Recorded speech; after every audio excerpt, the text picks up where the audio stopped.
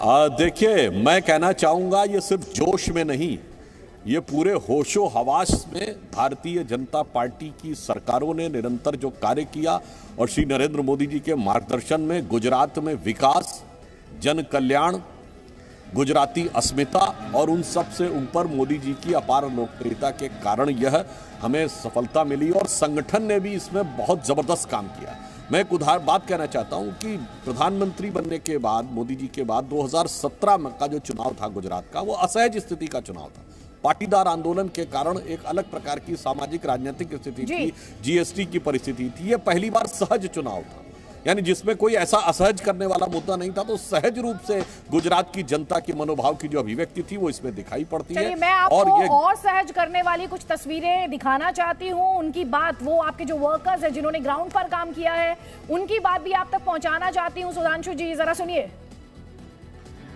क्या आप stand up India योजना के तहत 1 करोड़ का लोन लेकर अपना खुद का बिजनेस शुरू करना चाहते हैं? तो फ्रीडम ऐप को डाउनलोड करें और इसकी पूरी जानकारी अभी प्राप्त करें।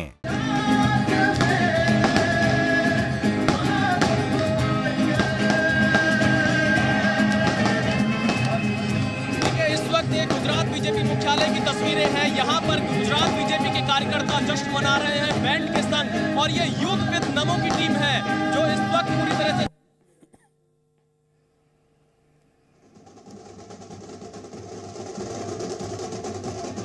कमलम में जश्न चल रहा है। सीधे मैं आपको इनके गीतों को सुनाता हूँ। नमो नमो नमो नमो नमो गुजरात टेक्सास, नमो नमो, भारत माता की जय।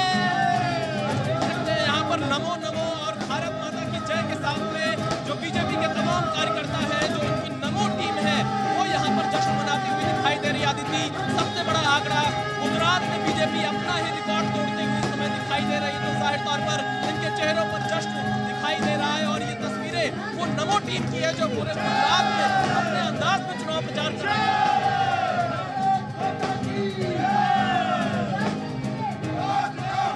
कितना सुरमई माहौल यहाँ पर हुआ है। और आप भी, आपकी पंक्तियां, आपकी कविताएं, आपकी शेरो शायरी, आज मौका भी है, तो आप क्या कहेंगे सर?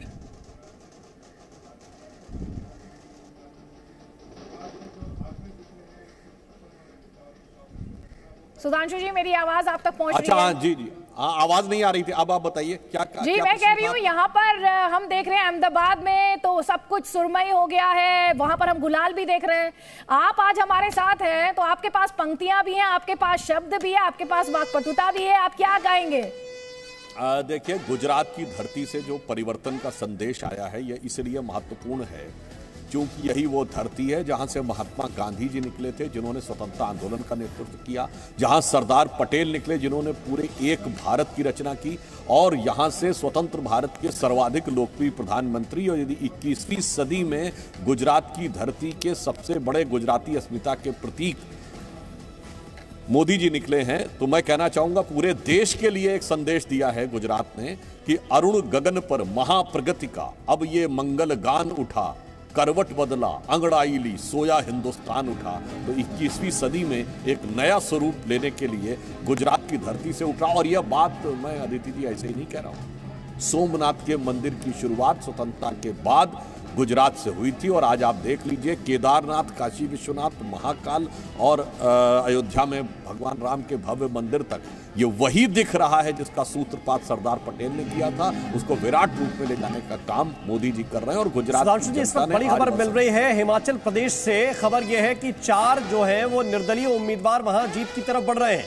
4 निर्दलीय आगे हैं, लेकिन इनमें से जो 3 हैं वो बीजेपी से बगावत करके ये चुनाव लड़ रहे थे। बीजेपी के 3 बागी उम्मीदवार जीत की तरफ बढ़ रहे हैं।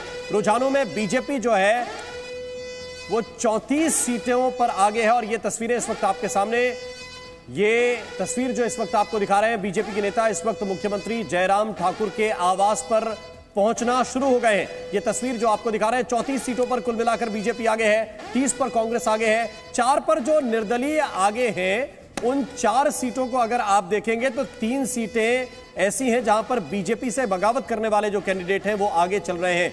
सुधांशु जी, चुनौती ये भी रहेगी अगर पूर्ण बहुमत नहीं आया तो बगावत करने वालों को मना लेंगे क्या? देखिए, जो हिमाचल के चुनाव परिणाम आ रहे हैं वो अभी कुछ जैसे 2020 मैच के आखिरी के ओवर्स का स्कोर होता है, उस ढंग से ऐसा लग रहा है कि राज और रिवाज के बीच का एक मैच स्लॉग ओवर्स में चल रहा है। परंतु हम आश्वस्त हैं कि राज कायम रहेगा और रिवाज बदलेगा। परंतु एक बात मैं कहना चाहूंगा, एक बात जरूर हिमाचल का चुनाव में दिख रहा है कि कांग्रेस पिछली बार से बेहतर प्रदर्शन करती दिख रही है। यदि वो पिछली बार से बेहतर प्रदर्शन करती दिख रही है तो अब यह प्रश्न पूछा जाना चाहिए कि इसका श्रेय वो किसको देंगे, प्रियंका गांधी जी की उपस्थिति को या राहुल गांधी जी की अनुपस्थिति। आप जवाब ले लीजिए। मुदित अग्रवाल जी हमारे साथ हैं। मुदित अग्रवाल जी, ये कह रहे हैं आप हिमाचल प्रदेश में ज्यादा बेहतर कर रहे हैं। आवाज नहीं आ रही सर, शायद आपने खुद को म्यूट किया हुआ है। सॉरी, त्रिवेदी जी को ये हजम नहीं हो रहा कि हम वहाँ बेहतर क्यों कर रहे हैं, क्योंकि इन्होंने पूरा तंत्र वहाँ इस्तेमाल किया था, जबकि प्रधानमंत्री जी ने और अमित शाह जी ने वहाँ जाके एक तरह से धमकी भी ये दे दी थी कि अगर आपने कांग्रेस को चुना तो हम केंद्र से आपकी मदद नहीं करेंगे। तो ये शायद त्रिवेदी जी को बर्दाश्त नहीं हो रहा है इस समय। देखिए, एक निरंतर है, हमारे बहुत लीडर्स हैं, सबका उसके अंदर श्रेय रहता है, तो सबका उसके अंदर हिस्सा रहता है। प्रियंका गांधी जी ने वहाँ की, खड़गे जी वहां गए, राहुल गांधी जी अपनी भारत जोड़ो यात्रा कर रहे हैं। देखिए, लीडरशिप का हर जगह से असर रहता है। तो मैं देखिए, जीतने के और हारने के बहुत कारण होते हैं, एक कारण नहीं होता, ये मैंने हमेशा माना है और हमें इसका आंकलन करना चाहिए। जैसे आपने गुजरात की बात की थी, मैंने कहा अगर हम हारे हैं, जरूर आप पार्टी एक बहुत बड़ी वजह रही है जिसका बीजेपी ने इस्तेमाल किया है। वहां की परिस्थिति अच्छी नहीं है, ह्यूमन डेवलपमेंट इंडेक्स में 21वें नंबर पे। लेकिन हमें भी इंट्रोस्पेक्शन करना है कि इतनी बुरी हालत होते हुए गुजरात की सामाजिक तौर पर, आर्थिक तौर पर बेरोजगारी वहां है कि हम अच्छा क्यों नहीं कर रहे। इसका तो इंट्रोस्पेक्शन हमें भी करना है अपने ऑर्गेनाइजेशन के वाइज। हमें हर पहलू देखते हैं इलेक्शन को, उसका काम करना चाहिए। मुदित जी, जो सवाल पूछ रहे थे सुधांशु त्रिवेदी, आप इसमें प्रियंका गांधी वाड्रा को कितना क्रेडिट देंगे, क्योंकि वहां पर रैलियां जो थी वो प्रियंका गांधी वाड्रा ने की। देखिए, मैं इसको दूसरी तरीके से लेता हूँ। कोई भी इलेक्शन होता है, हम हारते हैं जीतते हैं, उसके अंदर एक सामूहिक जिम्मेदारी होती है। अगर प्रियंका जी वहां गई, उससे जरूर हमारे वोट बढ़े। अगर राहुल गांधी जी भारत जोड़ो यात्रा कर रहे हैं, उससे जरूर हमारे वोट बढ़ रहे हैं। और खड़गे जी वहां गए, उससे जरूर हमारे वोट बढ़ रहे हैं। लेकिन काफी वजह ये कह रहे हैं कि हमारे यहाँ क्रेडिट भी सामूहिक है और जिम्मेदारी भी सामूहिक है। देखिए, वास्तविकता तो यह है कि हमारे यहाँ यह परंपरा है। जहां तक कांग्रेस की अगर हम बात करें, वाकई ये सही कह रहे हैं, इतने सामूहिक ढंग से ये क्रेडिट लेते हैं कि गुजरात में जब चुनाव घोषणा पत्र घोषित होना था, क्योंकि मैं तो लगातार गुजरात में था, तो ये खबर थी कि खड़गे जी आने वाले हैं कांग्रेस का चुनाव घोषणा पत्र रिलीज करने के लिए, परंतु वो भी नहीं आए।